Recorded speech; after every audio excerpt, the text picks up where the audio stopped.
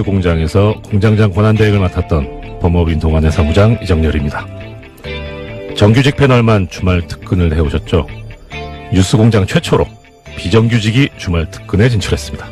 잘 부탁드립니다. 모든 작품에는 기승전결이 있습니다. 작년 한 해 위대한 국민은 주권자로서 최고 권력자를 파면해보았습니다. 국민의 뜻을 받드는 새로운 권력도 만들었고요. 작품으로 치면 기에 해당하겠네요. 2018년이 시작됐습니다. 작년이 기라면 올해부터는 승에 해당합니다. 작년 첫 걸음을 내디뎠다면 올해는 민주주의를 반석에 올려야 할 때입니다. 참 중요한 시기입니다. 각계각층에 뿌리내린 적폐들을 말끔히 청산하고 자랑스러운 대한민국을 만들어야겠죠. 위대한 대한국민 여러분, 우리 함께 대한민국을 일으켜 세워봅시다. 1월 6일 토요일 뉴스공장 주말 특근, 지금부터 함께 하시죠.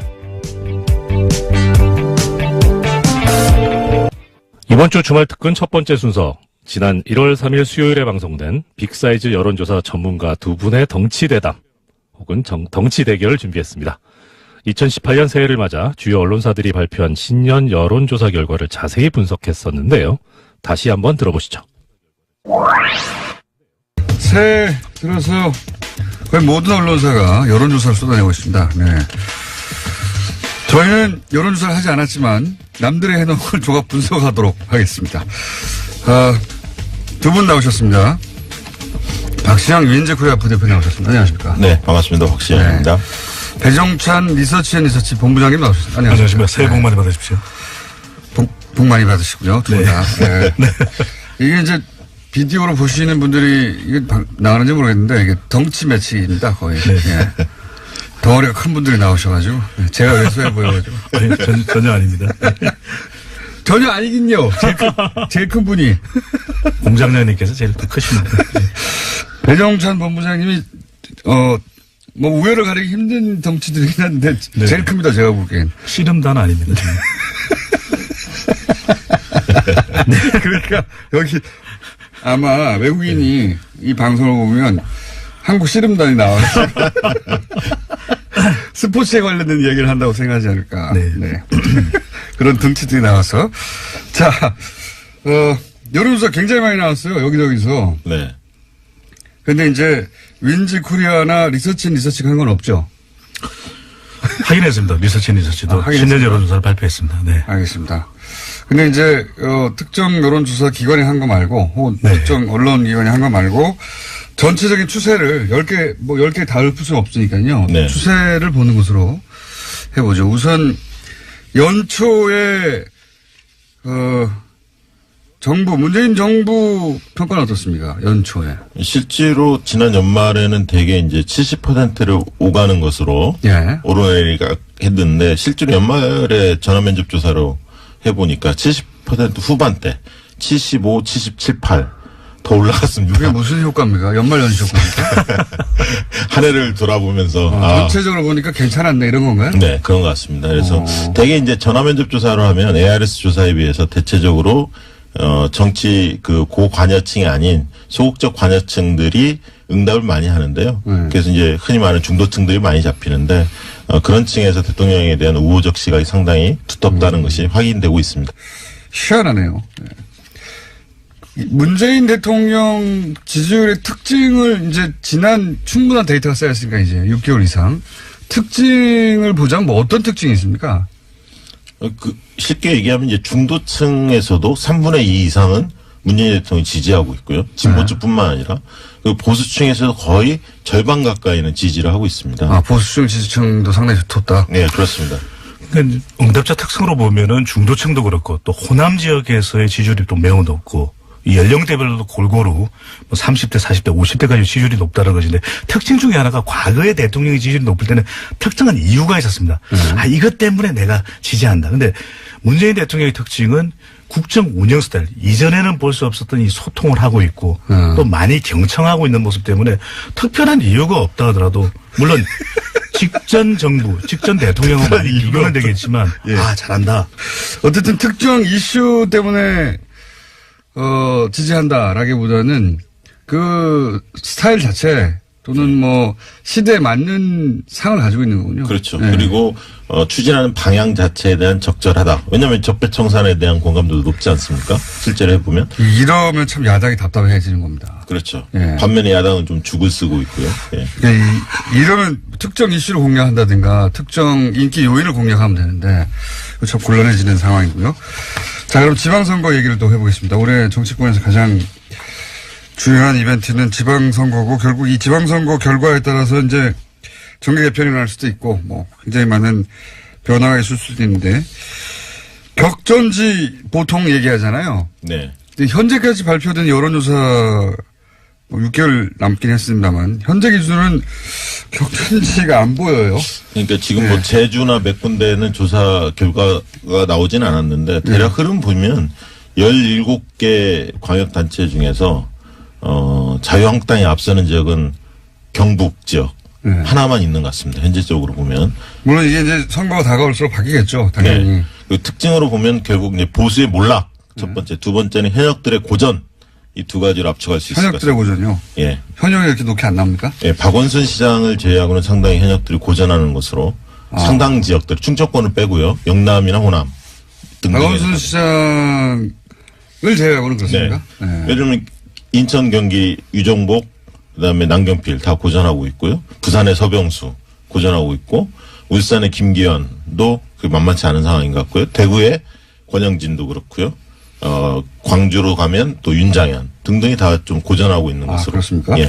전통적으로 보면 이제 현역 단체장의 현직 효과도 있는 반면에 피로감도 크거든요. 그러니까 뭐 단체장을 좀 바꿔보자 이런 심리가 또 많이 작동을 하고 있기는 한데 선거에서 지금 일종의 기울어진 운동장 여당에게 상당히 유리한 구도가 쏟아져 나온 신년 여론조사에 나타난 이유는 선거에 결정적인 영향을 미치는 게 세 가지입니다. 하나는 이제 지지율, 대통령과 정당의 지지율, 또 구도, 그다음에 후보인데 여기서 대통령의 지지율도 상당히 높거든요. 후광 효과가 나타나고 있고 또 정당 지지율도 더불어민주당이 거의 단독 질주를 하고 있고 근데 구도인데 지금 뚜렷한 구도가 보이지는 않거든요. 2010년에 무상급식, 2014년에 세월호 사고, 국민안전. 근데 또 곰곰이 따져보면 지난해에 이은 구도가 계속 연결되고 있거든요.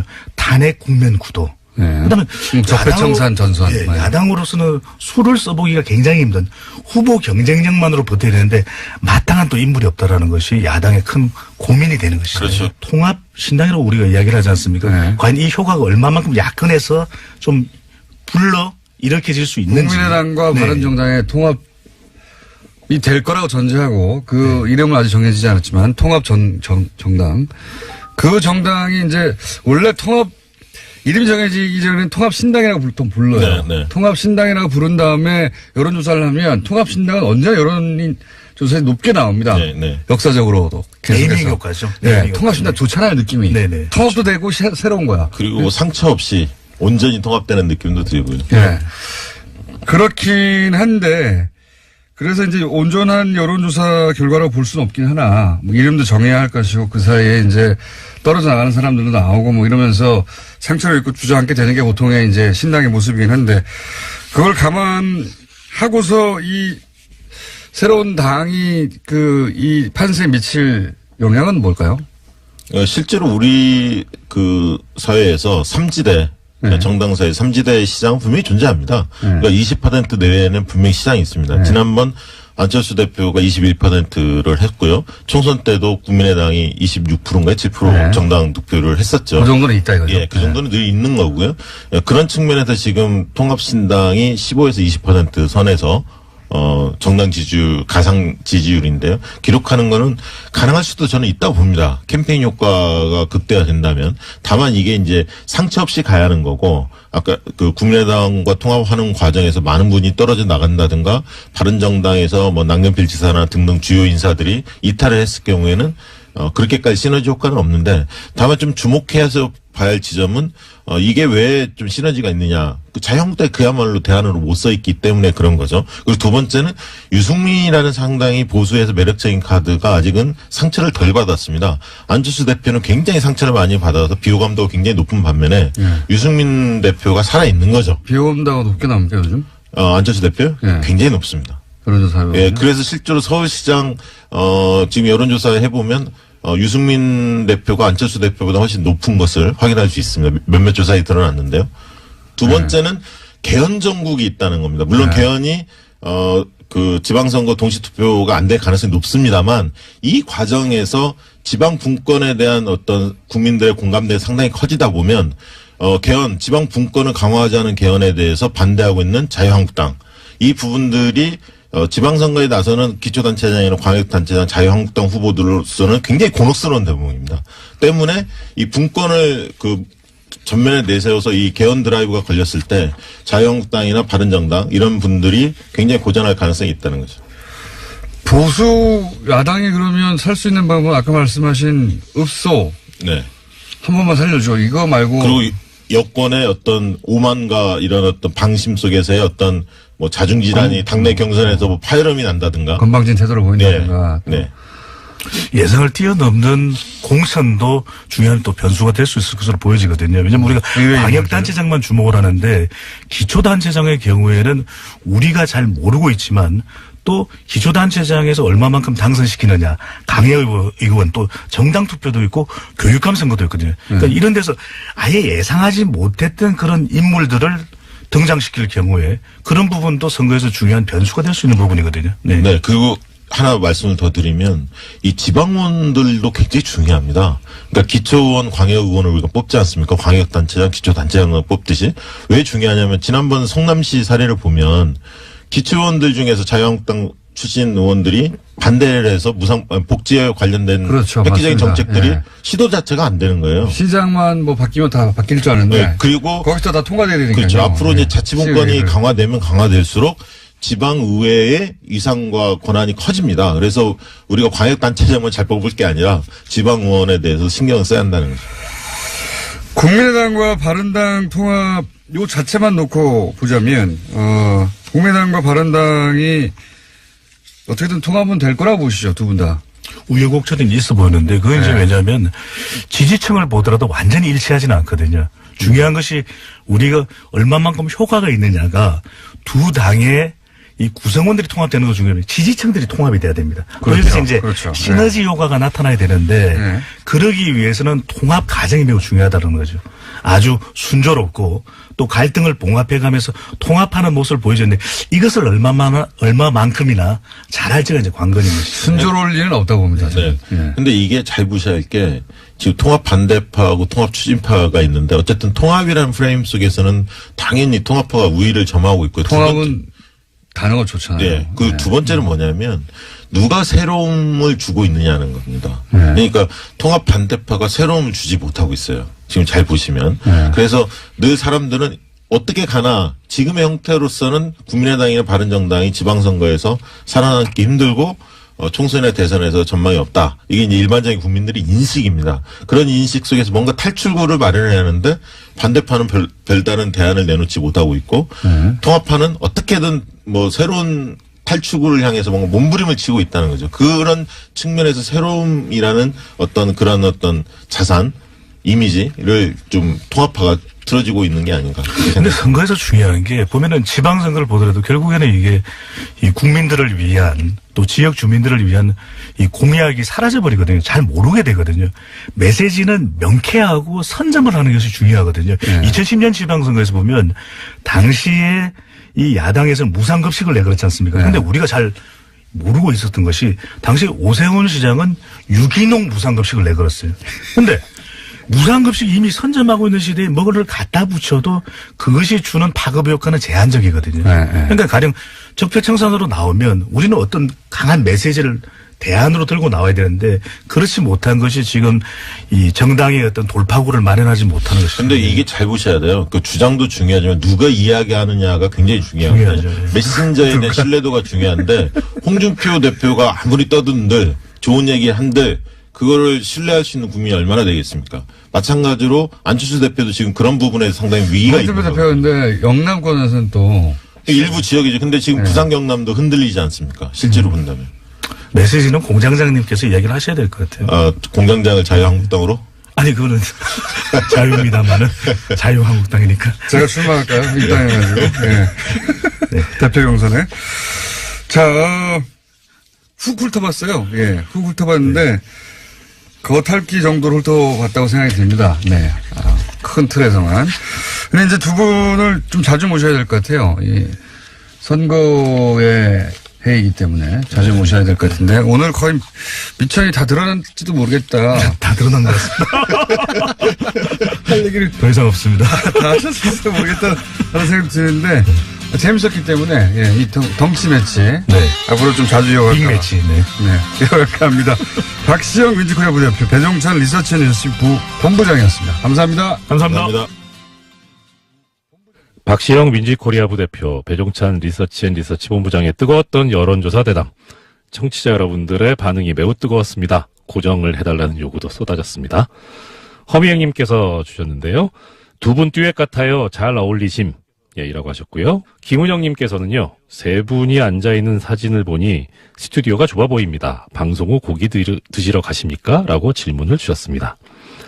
제가 제작진에 확인을 해본 결과 이날은 고기를 안 먹었답니다. 그런데 제가 공장장 권한대행을 했던 첫날 묘하게 지난 12월 25일 크리스마스였는데요. 그때 방송을 마치고 무려 이분들이 1시간을 기다린 후에 저하고 제작진과 함께 3차까지 고기를 먹었다는 예, 그런 얘기를 들었습니다.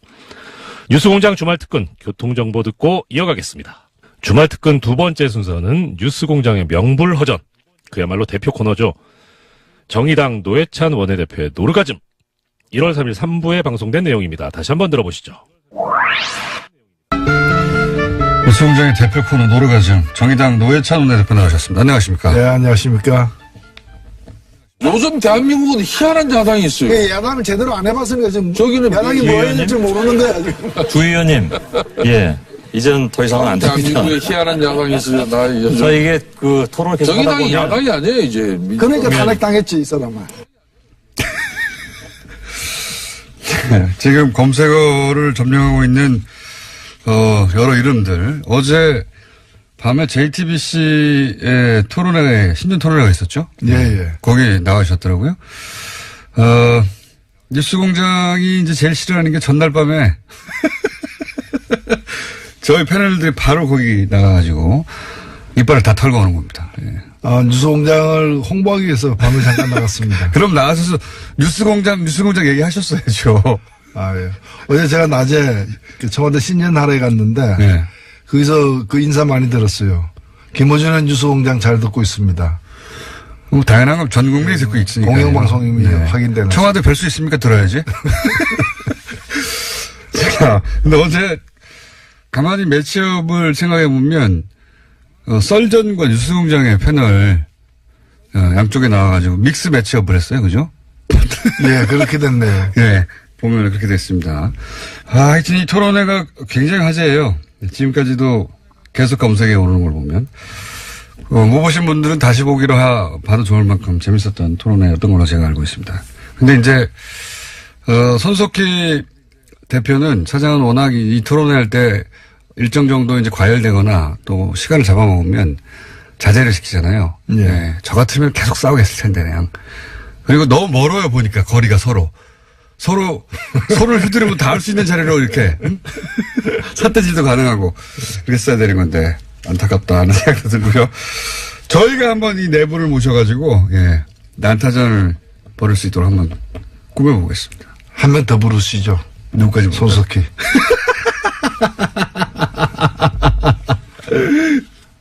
제 소원이 손석희 사장을 갖다가 토론석에 앉히고 토론자석에 앉히고 제가 사회를 보는 거예요. 그래서 발언하면은 빨리 끝내시죠. 이렇게 잘라버리는 거 있죠. 그래서 평생 소원인데 아직 못 해보고 있습니다. 저하고 손석희 사장님하고 토론을 시키시고 사회를 봐주시면 재밌을 것 같네요. 그것도 괜찮겠네. 근데 토론이 되겠습니까? 토론이 잘 안 되겠죠. 예. 토론 안 되겠지만 레슬링을 하면 뭐. 제가 말하는 거는 계속 그냥 두고 예. 손석희 사장님 말만 하면 끊어주세요. 그래야지 제가 뉴스공장 소속인데. 자, 새해 첫 시간이니까, 이런 거 한번 해보고 싶습니다. 지난 한 해를 이제 통 털어서 한번 되돌아보고, 정의당에게는 한 해가 어떤 한 해였는지도 좀 되짚어보고, 그리고 2018년의 정의당의 목표나 혹은 2018년은 어떤 한 해가 되기를 바라시는지 큰 이야기 좀 해본 다음에, 현안들 얘기 넘어가는 것으로. 작년에 탄핵 대선 이거 말고 탄핵 대선이야 뭐 전 국민이 다 알고 있는 커다란 사건들이고요. 이거 말고 그때 그 사건이 굉장히 중요했다. 개인적인 차원에서든 뭐 정당의 차원에서는 상관없습니다. 어느 날 뉴스를 보다가 저 멘트를 듣고 뭐 시대가 드디어 바뀌는구나라고 느꼈다든지 개인적인 변곡점 요때가 중요했어. 이런 거 없으십니까? 사건? 되짚어보자면. 예, 저는 사실 작년에 뭐 촛불 끝에 조기 대선이 있었고 네.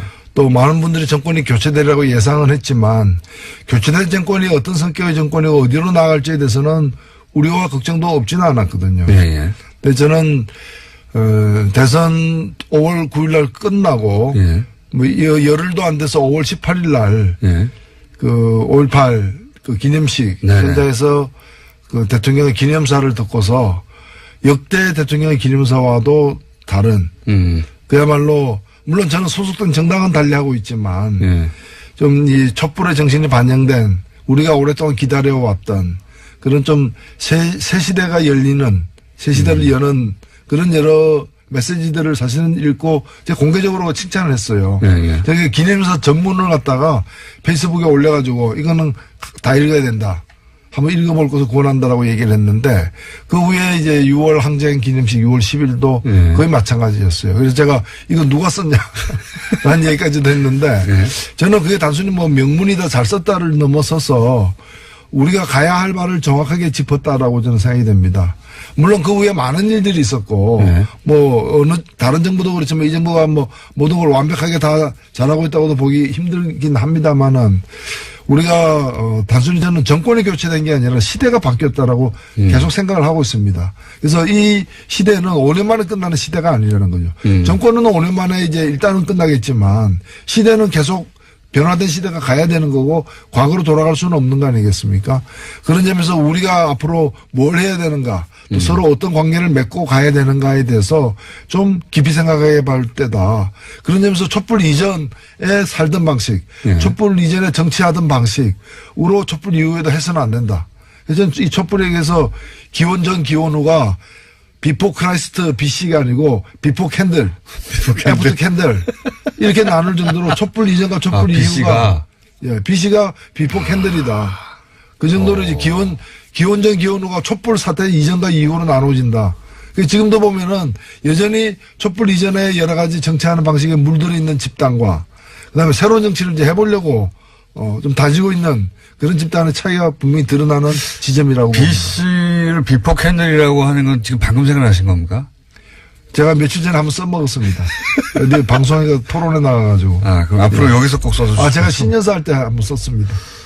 와닿는 표현입니다. 예. 근데 이제 그 5.18 기념사를 보면서 시대가 정말 바뀌었구나 하는 걸 실감하셨다는 거죠. 네. 거기 그리고 바뀐 시대에 주요한 정신들이 거기 담겨 있으니까 요대로 가면 되겠다. 그리고 뭐 여러 가지가 있었습니다. 제가 그래서 그 광주 시민들에게 직접 들은 얘기인데 5.18 하면 광주에서 늘 하잖아요. 예. 근데 광주 시민들이 입장권 없이 들어간 최초의 기념식이 지난해 기념식이었습니다. 가서 신분증만 보여주면 무조건 들어갔는데 그전에는 초청된 분만 들어갔거든요. 경비라거나 여러 가지 때문에 사정 때문에 그런 작은 것부터 시작해서 그날 이렇게 그 참가자들 그 높은 지위에 있는 사람이 아닌 그런 일반 시민들이 우대받는 그런 여러 가지 상황들 보면 그래서 제가 디테일에 강하다라고 칭찬도 해줬는데 맞습니다. 예. 굉장히 인상적인 장면도 많이 나왔죠 그때. 뭐 유가족 안아준다든가. 그렇습니다. 상징적인 장면이었다. 알겠습니다.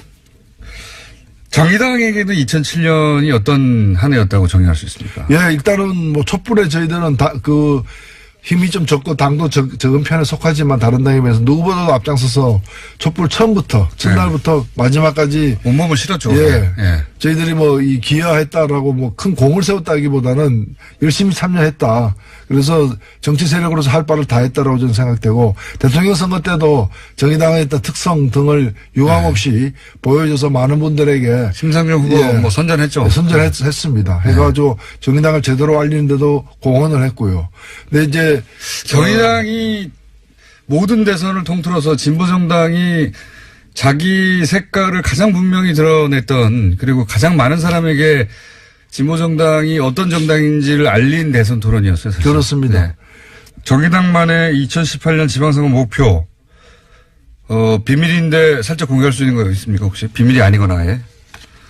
예, 저는 뭐 정의당이 아직은 뭐 저희가 후보 같은 게 확정되지 않는 상황입니다만은 그래도 지금은 정의당의 지지율이라거나 국민적인 어떤 지지도라거나 여러 가지 볼 때 17개 광역단체장 중에서 광역시도 단체장 예. 중에서 그래도 최소한 한 석 예. 이상은 좀 확보해야 되는 거 아니냐.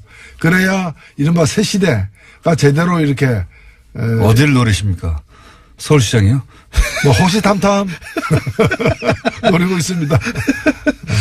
대표님 혹시 직접 나가시는 거 아닙니까? 예, 아직까지는 계획이 없으세요? 예, 그렇습니다. 예. 하지만 어떻게 될지 모르는 거죠? 아, 그건 뭐 저희 당에서 아직 그런 인선 라인업을 하지 않았기 때문에 네.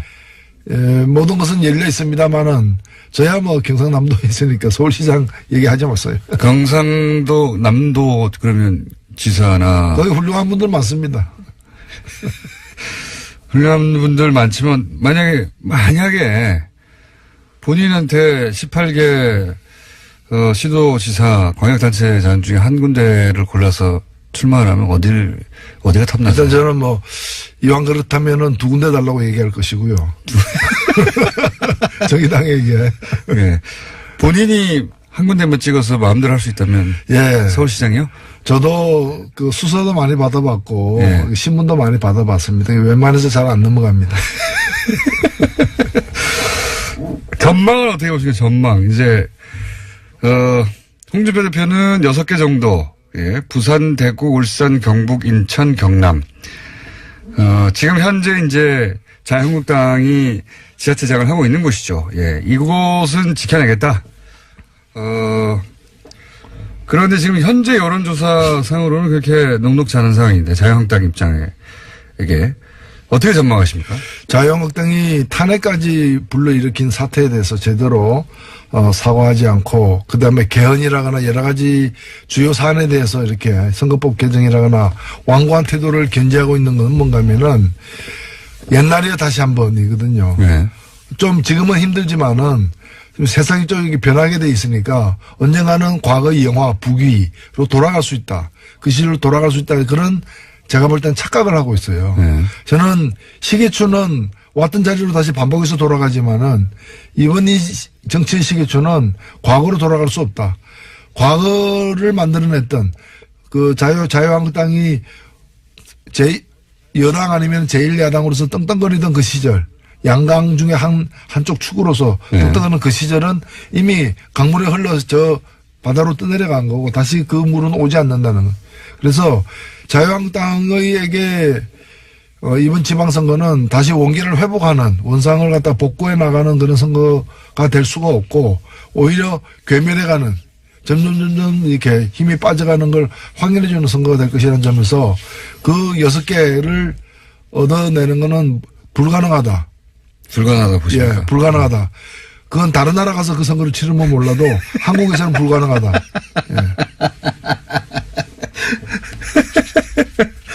그러면 지금 그 보수 성향을 띠는 정당 중에 남은 것은 바른정당과 사실상 바른정당밖에 없는데 국민의당이 이제 바른정당과 합당을 한다고 하니까요. 네. 그리고 합당은 그 소위 이제 반대파들이 떨어져 나갈 지언정 합당은 되겠죠? 그렇게 전망하시죠? 예, 무슨 소란, 잡음, 소음 이런 게 이제 이어지겠지만은 결국에는 뭐 우격다짐으로도 될 겁니다. 그리고 이런 과정에 대해서 선관위나 어떤 법원이 이게 하나하나 이렇게 논리적으로 과학적으로 안 따지거든요. 예. 정당은 정당에서 해결하라. 그러니까요. 예, 보통 사법부는 이런 데 안 끼려고 하죠. 그렇죠. 예. 그래서 아마 이제 그 주류 세력들이 이제 추동하는 방향으로 되긴 될 가능성이 높다 이래 보입니다. 그러면 이 두 당이 합당됐을 때 최대 수혜자는 누가 되겠습니까? 유승민 대표가 될까요? 안철수 대표가 될까요? 예, 뭐 두 분 다 수혜자로도 볼 수 있는데 그 중에서 더 큰 뭐 수혜자는 뭐 유승민 대표다라고 언론에서도 많이 지목을 하는 것 같아요. 하는 것 같은데 아무래도 이제 그 통합된 당이 어느 쪽으로 갈 거냐. 네. 국민의당을 갖다가 외연 확장하는 그런 의미가 더 클 것이냐.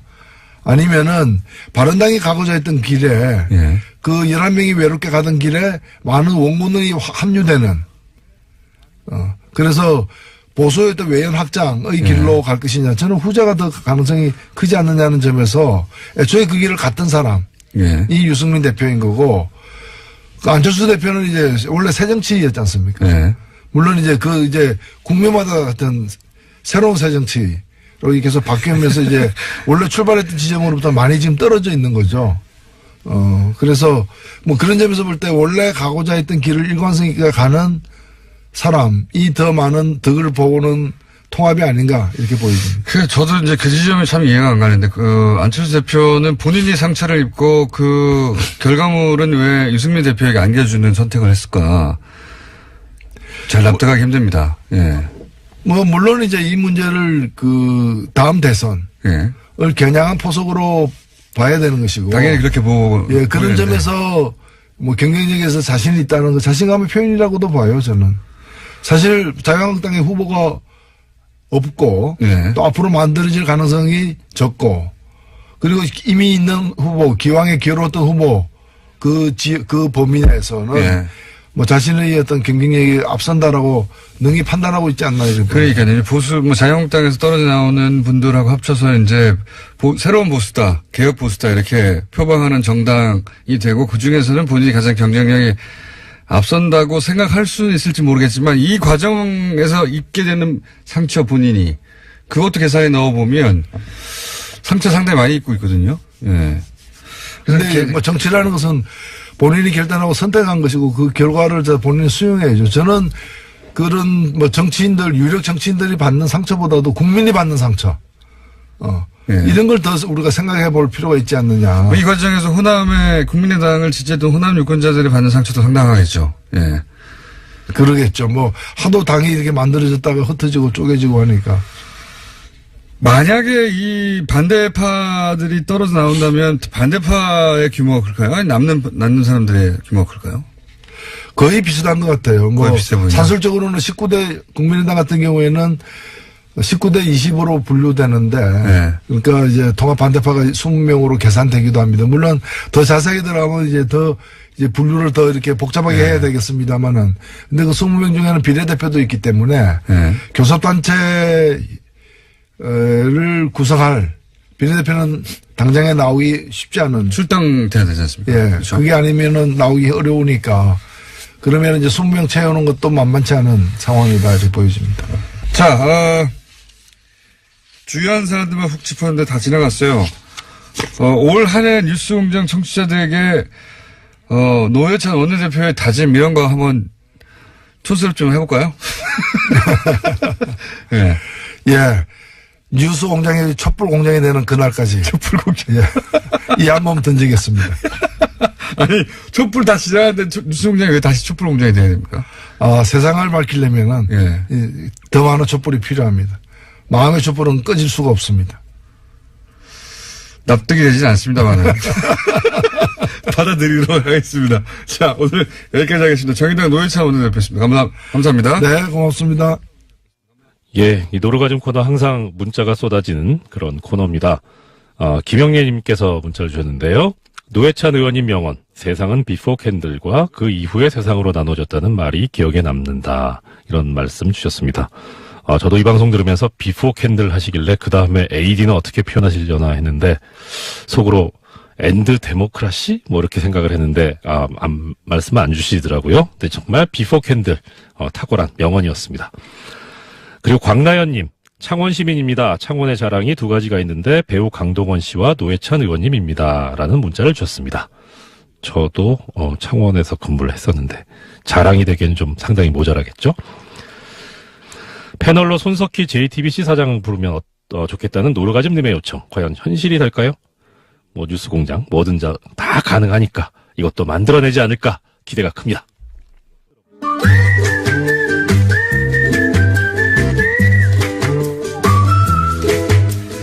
김재일 박사님 나오셨습니다. 안녕하십니까. 네, 안녕하십니까. 예. 이거 멘트 안 하고 지나갈 수 없네. 제가 꽤 많은 남자들의 마음을 흔들어 놓은 적이 있습니다. 이제는 더 이상 하지 않으니까 각 이제 미련을 버리시고요. 그리고 오늘 이거 나오자마자, 이거 뉴스공장 이거 올해 처음인데, 나오자마자, 박지원 의원님이 김진애 나오지 말라고 그러라고. 본인이 하고 싶은 말을. 본인 다 하겠다고. 네, 하고 싶은 말이 많았나 되게 봐요. 비토까지 당했는데, 박지원 의원님과 더불어 모든, 우리 청취자께 덕담 하나 하자면은, May force be with you. 제가 꽤 좋아하는 대사 중에 하나입니다. 스타워즈에 나오는 그렇죠. 대사인데, 굉장히 좋아하는 대사입니다. 그거는 쉽지 뭐- 않을 겁니다.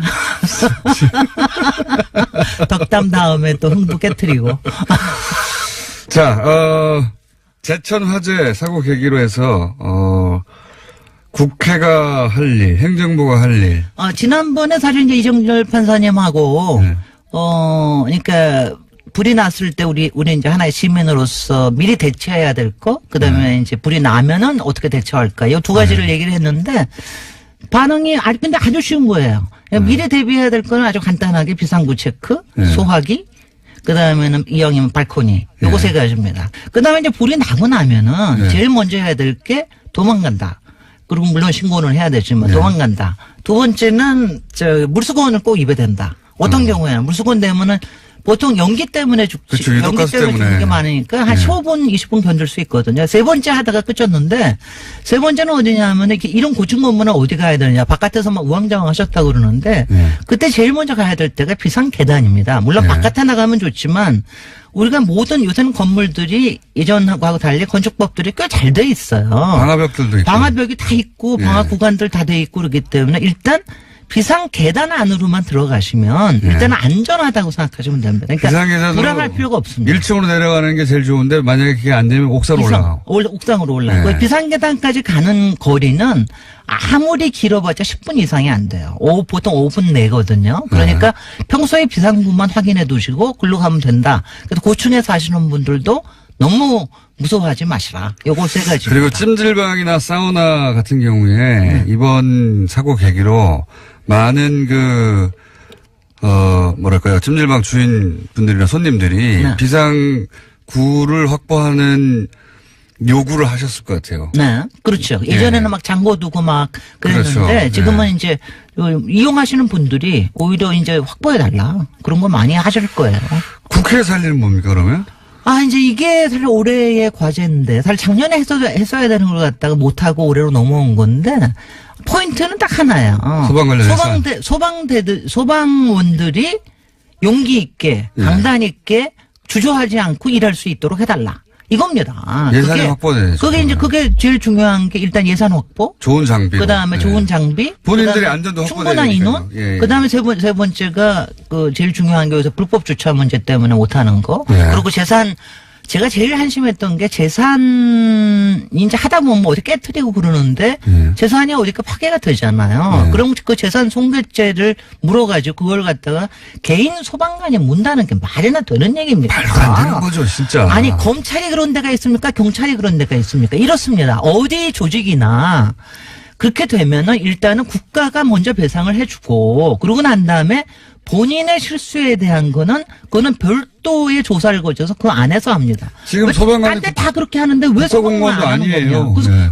바로 그래서 국가공무원으로 해야 된다 이런 얘기가 네. 나오는 거고요. 그래서 그리고 지난 예산 다 깎아버렸잖아요. 맞습니다. 소방 관련. 그러니까 이 화재가 났을 때 제일 먼저 언론들이 달려들었을 곳은 니네 이 예산 깎았지 않냐. 네. 이 얘기부터 했었어야 돼요.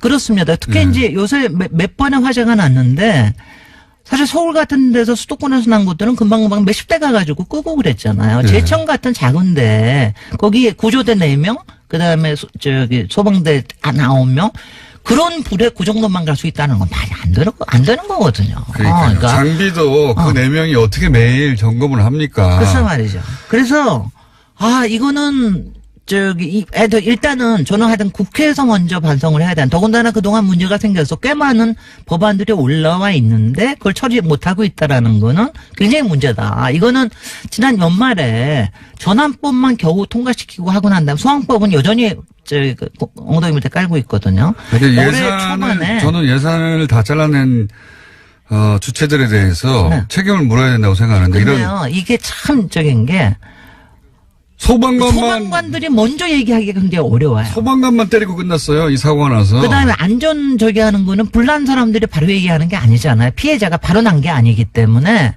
굉장히 얘기가 어려운 거를 이거를 어떻게 압력을 가하느냐가 이건 또 국민으로서 해야 되는 사고가 입장이에요. 나서 프레임을 언론들이 어떻게 보수 언론이 탁 잡았냐면 소방관을 때리는 걸로 잡았거든요. 글쎄 말이죠. 항상 그래왔습니다. 우리가. 이렇게 해가지고 그 지역의 소방관 몇을 탓하는 것으로 끝나버렸어요. 네. 결국은 말씀하신 대로 예산이 확보해야 되고 장비가 확보돼야 되는데 네. 그런 얘기는 안 나오잖아요. 글쎄 말이죠. 그게 이제 보수 언론에서는 현 정부를 때리려고 그렇게 프레임을 잡아버린 그런 건데. 겁니다. 그러니까 좀 그렇게 이용하지 맙시다, 좀. 그러니까, 본질에 충실합니다. 국민의 안전, 우리의 삶에 충실합시다. 돈이 있어야 뭐든지 하는 겁니다. 네. 근데 돈만 가지고는 안 돼요. 그 다음에가 돈부터 이제 있어야지, 마지막에, 일단. 예. 마지막에 정부가 해야 되는 일 중에 제가 이제 평소에 꽤 많이 얘기하고 주변에서도 그러는데 사실 그 미국에서 보면 웃기는 게 어린애들이 그 파이어파이터 되겠다는 애들이 무지 많아요. 그리고 걔네는 영웅이에요. 소방관들에 대한 로망이 아니 그 여자애들까지도 나 파이어파이터 될 거야 막 이러고 막 그러거든요. 그 여성들이 또 소방관들은 그 단련된 네. 신체. 신체와 예. 그리고 영웅적인 그 남을 위해 희생하고 강한 남성 이런 이미지가 있어요. 서구에. 예. 있습니다. 예. 그런데 이제 그렇게 되는 거 중에 굉장히 큰 거 중에 하나가 이겁니다. 파이어 드릴이라는 게 있어서 그래요. 그래서 소방 훈련하는 네. 거. 그러니까 어렸을 때부터 소방 훈련이라는 게 워낙 일상화돼 있거든요. 근데 미국엔 또 안 그럴 수가 없는 게 워낙 목조도 건물들이 많습니다. 그러니까 목조 주택에 살다 보면 파이어 드릴을 꼭 하거든요. 거의 그 초등학교들이 거의 그 목조로 된 데가 많아요. 그러니까 소방 훈련을 꼭 하죠. 그러니까 소방 훈련을 하면서 야, 이게 얼마나 신나고 멋있고 근사한 거라는 걸 애들이 알게 되는 거예요. 근데 그거를 우리는 지금 그냥 대충 하거든요. 그리고 잘 안 하거든요. 근데 저는 문재인 대통령이 우리께서 말씀하시는 것 중에 2018년에 코드가 삶이다라고 얘기하는 것 중에 아마 안전이 가장 큰 것 중에 하나일 텐데 초등학교 때부터 훈련을 소방 훈련을 아파트 단지에서도 그렇고 학교에서도 그렇고 이거를 하는 거를 한번 했으면 좋겠다. 이거를 뭔가 캠페인 정도가 아니다. 왜냐면 캠페인만 가지면 금방 사그라듭니다. 그다음에 또 하나가 요번에 하고 있는데 소방 점검을 하고 있어요. 요번에 이제 하도 문제가 많이 나니까 소방 점검을 하고 있는데 정말 일제 소방 점검을 한번 할 필요가 있습니다. 거국적으로 할 필요가 있습니다. 근데 이제 이게요. 한 가지는 이게 있어요. 소방 점검을 다 한다고 그래서 문제는 무지무지 많거든요. 근데 그 문제를 하루아침에 바로 잡을 수가 없기 때문에 네. 일부러 소방점검을 안 하는 것도 있어요. 가령 예컨대 전통시장. 전통시장 같은 거 소방점검하면은 정말 장사 못할 때가 투성입니다. 문 닫아야 될 때가 많겠죠. 글쎄 말이죠. 그래서 근데 이거에 대한 어느 만큼 가이드라인을 만들어야 된다. 그 다음에 세 번째로 얘기하고 싶은 게 이번에도 이제 화제하는데 대통령과 행정부 장관이 나서셨잖아요. 근데 그게 어차피 지금 이제 우리 체제가